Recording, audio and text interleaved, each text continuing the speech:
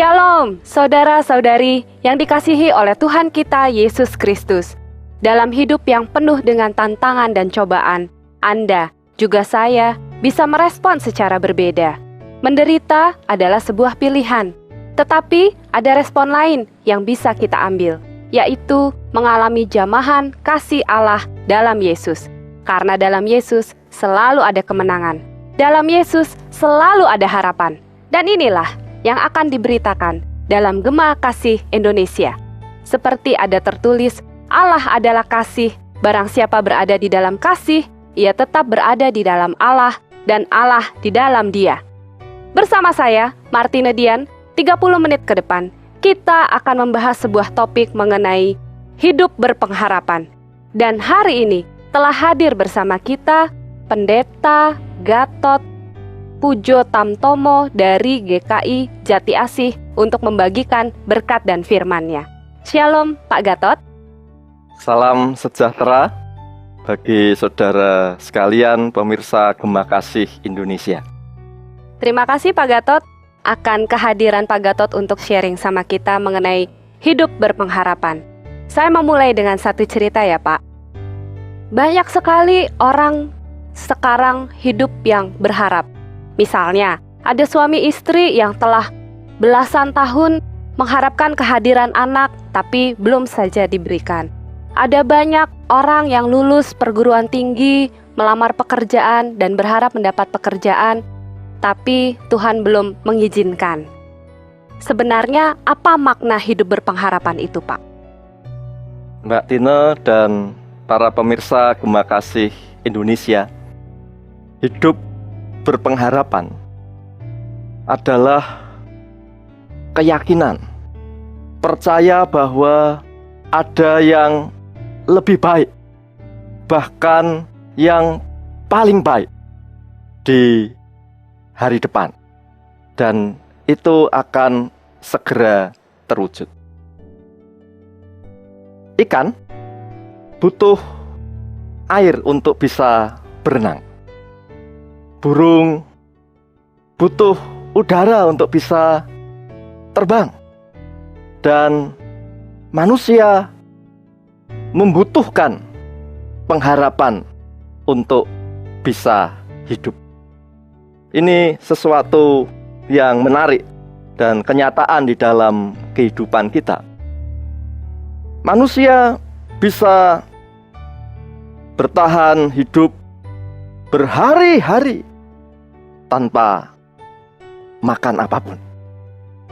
Manusia juga bisa tahan hidup berjam-jam tanpa minum seteguk air pun. Tetapi ketika manusia tidak lagi punya pengharapan, maka hitungannya hanya menit, bahkan detik. Ia merasa tidak berharga, untuk apa hidup, dan yang ekstrim kemudian ia memilih untuk bunuh diri. Pada akhir tahun 2004, ketika tsunami melanda Aceh, ada seorang bocah kira-kira berusia 7 tahun. Ia terseret gelombang tsunami itu. Ia terapung-apung, terkatung-katung, dan baru ditemukan pada tanggal 15 Januari 2005. Lebih dari setengah bulan ia terkatung-katung dan terapung-apung. Tetapi karena ia mempunyai pengharapan, maka ia hidup. Dan yang menarik adalah di tahun yang sama, tahun 2005, ternyata ada 5 kasus anak SD yang memilih untuk bunuh diri. Hanya karena minta pakaian seragam tidak dibelikan orang tua, Lalu pakaian seragam yang ada ternyata masih basah dijemur, tidak bisa dipakai. Lalu ia ke kamar dan mengakhiri hidupnya. Ada yang karena merasa soal ujian nasional sulit, ia tadi tidak bisa mengerjakannya dengan baik. Lalu ia pulang ke rumah dan mengakhiri hidupnya. Jadi hidup yang berpengharapan adalah sebuah keyakinan. Ia percaya bahwa ada yang lebih baik, bahkan terbaik di hari esok, dan itu akan terwujud. Tapi mengapa orang sering kehilangan pengharapan, Pak? Ya. Di satu sisi,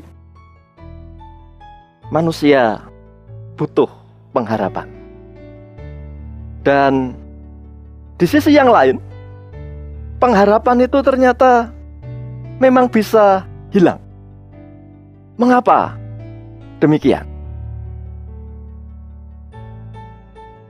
Para pemirsa Gema Kasih Indonesia,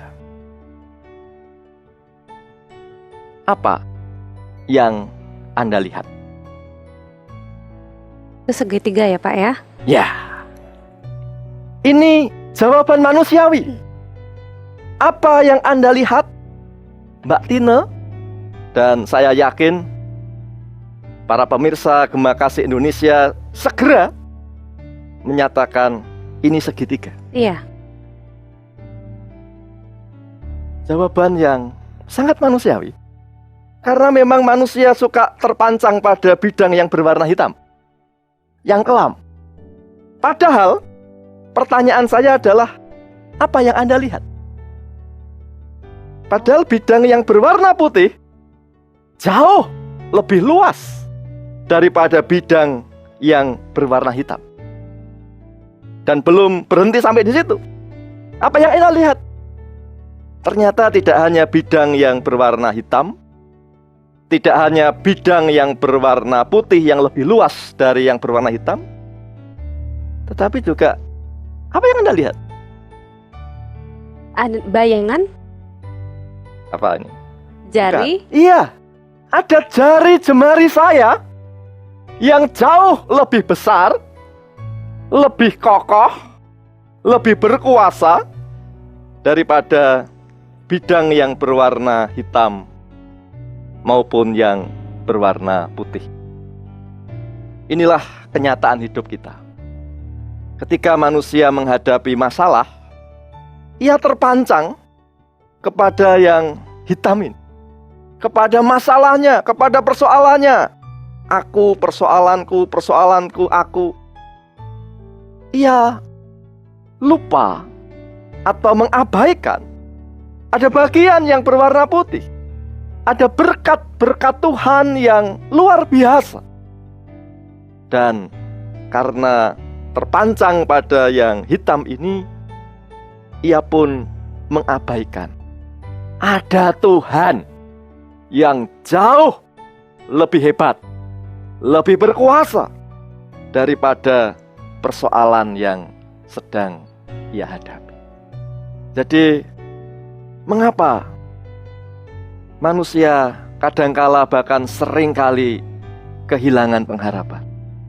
Karena ia terlalu terpancang pada masalahnya dan melupakan ada Tuhan yang beserta dengan kita. Padahal dalam iman Kristen, pengharapan itu tidak hanya soal ke depan, hal-hal yang ada di muka, tetapi juga menoleh apa yang ada di belakang. Dan yang ada di belakang dalam iman Kristen adalah peristiwa kebangkitan Tuhan Yesus Kristus.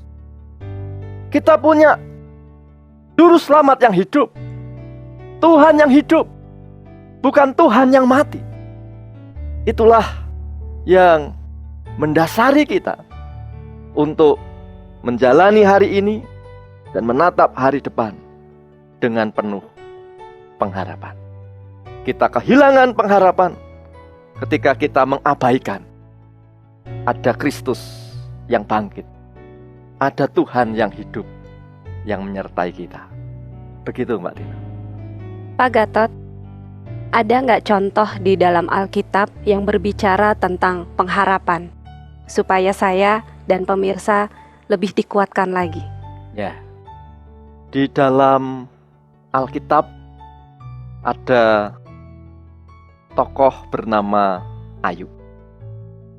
Ia dinyatakan oleh Alkitab sebagai orang yang takut akan Tuhan, orang yang saleh. Tetapi apa yang ia alami? Anak-anaknya tewas seketika. 10 anaknya, baik laki-laki maupun perempuan. Ternak-ternaknya ludes seketika. Dan tidak cukup sampai di situ. Di sekujur tubuhnya ada borok. Ia mengalami sakit. Di tengah-tengah situasi dan kondisi yang demikian, yang menarik adalah Ayub tetap beriman kepada Tuhan. Dan dampaknya adalah ia tetap berpengharapan. Di dalam situasi dan kondisi yang demikian, ia tidak mencela Tuhan.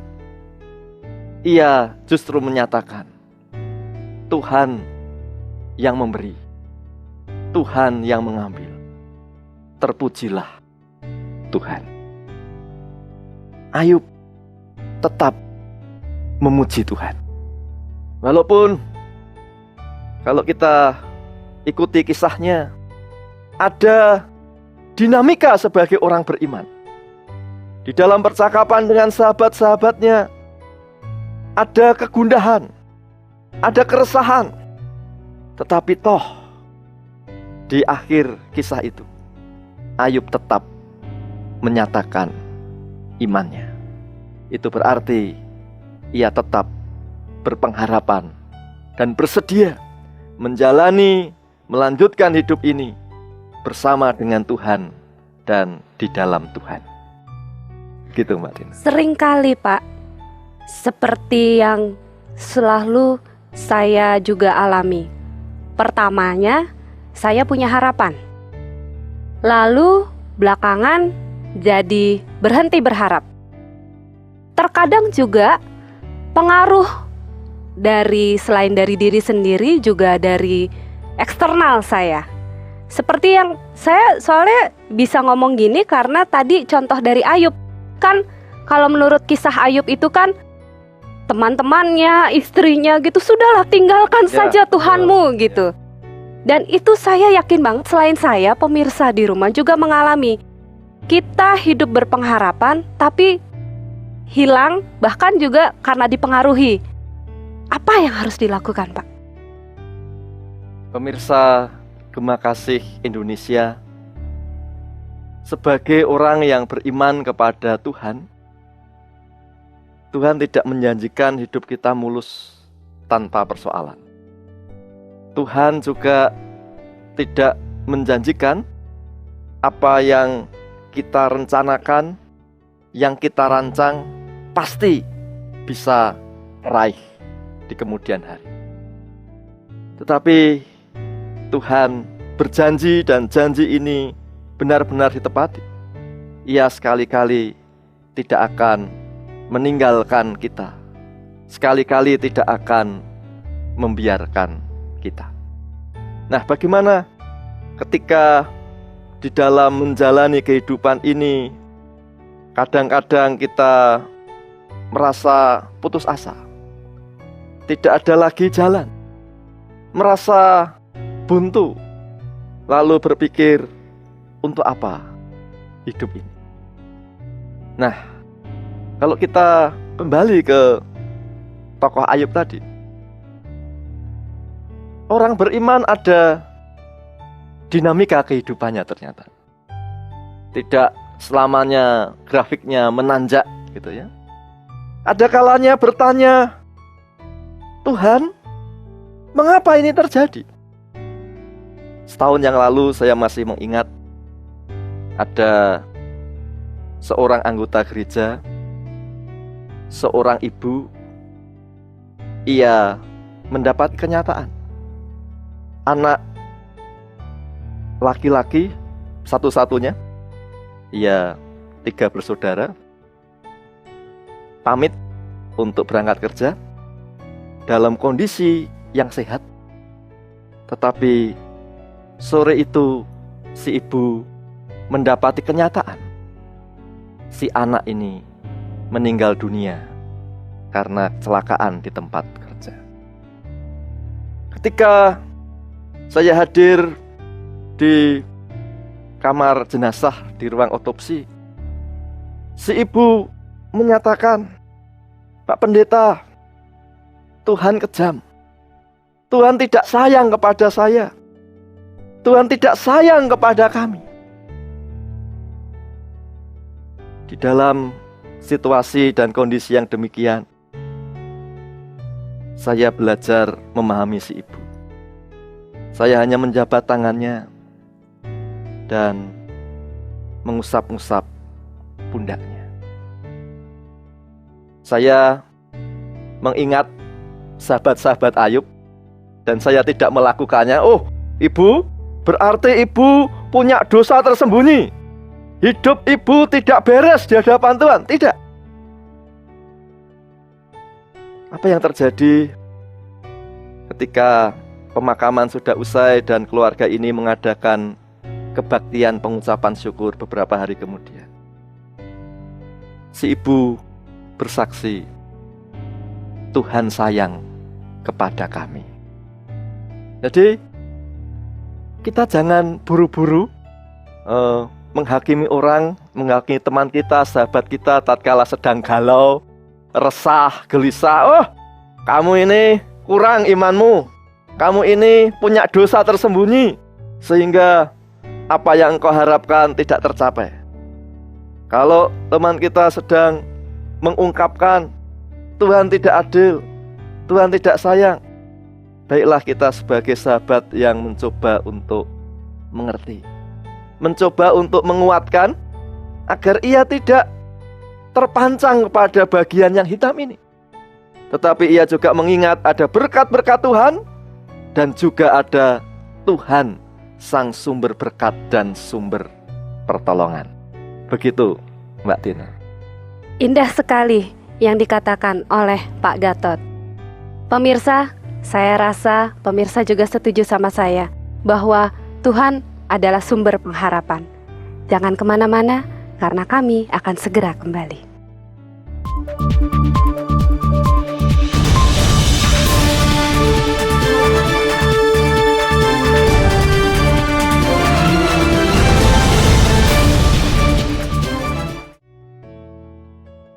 Pak Gatot, Ya, Mbak Tina. tadi Pak Gatot sudah bilang Yesus adalah sumber pertolongan.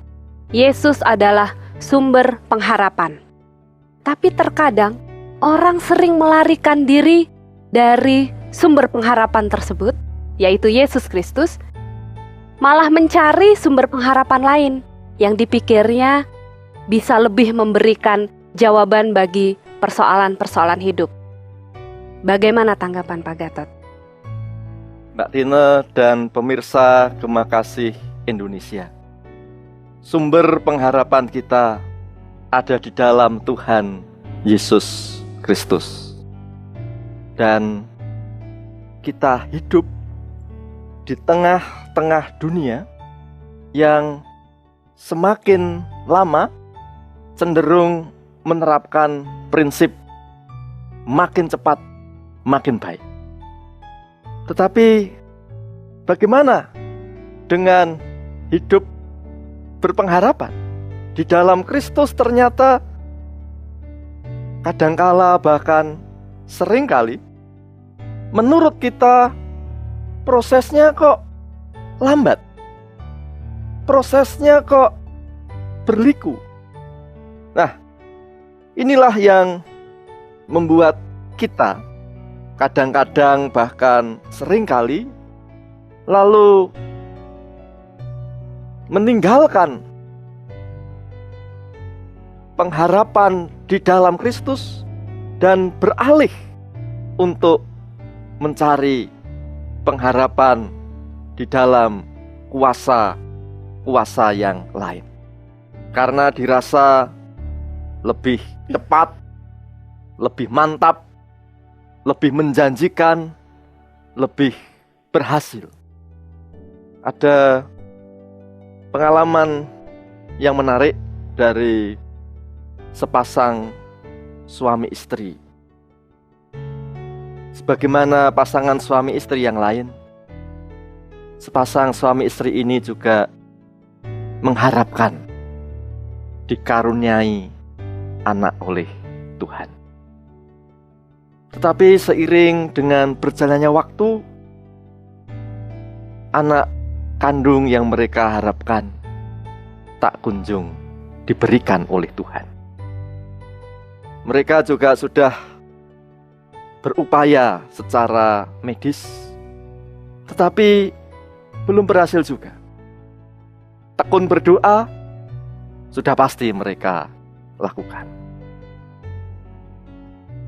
Yang menarik adalah persoalan tidak punya anak kandung ternyata tidak membuat sepasang suami istri ini kemudian memutuskan untuk berpisah, untuk bercerai. Mereka justru aktif di dalam sebuah komisi urusan kematian.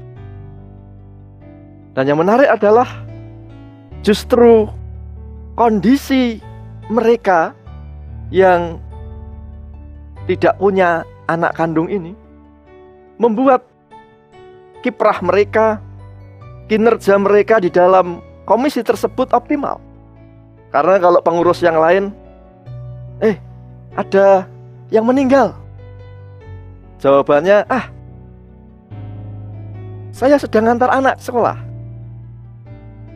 saya sedang di rumah dan tidak ada pembantu, ini anak ditinggal gak bisa. Tapi sepasang suami istri ini kapanpun dikontak karena ada peristiwa kematian, mereka cenderung untuk menyatakan, ya, saya bisa, kami berangkat. Mereka menyadari bahwa Tuhan menyertai dan memberkati pernikahan mereka. Pernikahan yang tidak dikaruniai anak ternyata tetap dipahami oleh mereka sebagai pernikahan yang disertai dan diberkati oleh Tuhan. Tuhan menyatakan kasih-Nya dengan cara yang tidak terduga berarti. Betul, ya. Karena ketika dunia ini punya ukuran-ukuran pernikahan yang diberkati adalah punya anak, punya cucu, harta berlimpah. Tetapi ternyata kesaksian hidup sepasang suami istri ini mengingatkan kita untuk kita tetap setia memakai ukuran dari Tuhan, yaitu firman-Nya dalam menjalani kehidupan ini, Mbak Dina. Ada nggak ayat di Alkitab yang menguatkan kita untuk tetap hidup berpengharapan, Pak? Ya. Di dalam Roma 12 ayat 12 dinyatakan, bersukacitalah dalam pengharapan, sabarlah dalam kesesakan, dan bertekunlah dalam doa. Orang yang berpengharapan, ia dimampukan untuk tetap bersukacita. Ia tidak mengingkari ada masalah dalam hidupnya. Ia tidak mengabaikan ada persoalan pelik di dalam hidupnya. Tetapi ia tetap menyadari bahwa Apapun persoalannya, apapun masalahnya, ada Tuhan, ada Yesus Kristus yang setia menyertai kita. Indah sekali ya Pak ya. Jadi dari Roma 12 ayat 12 itu, bertekunlah dalam kesesakan, sabarlah dalam pengharapan. Lalu yang ketiga, Bersukacita dalam pengharapan, sabar dalam kesesakan, dan bertekun dalam doa.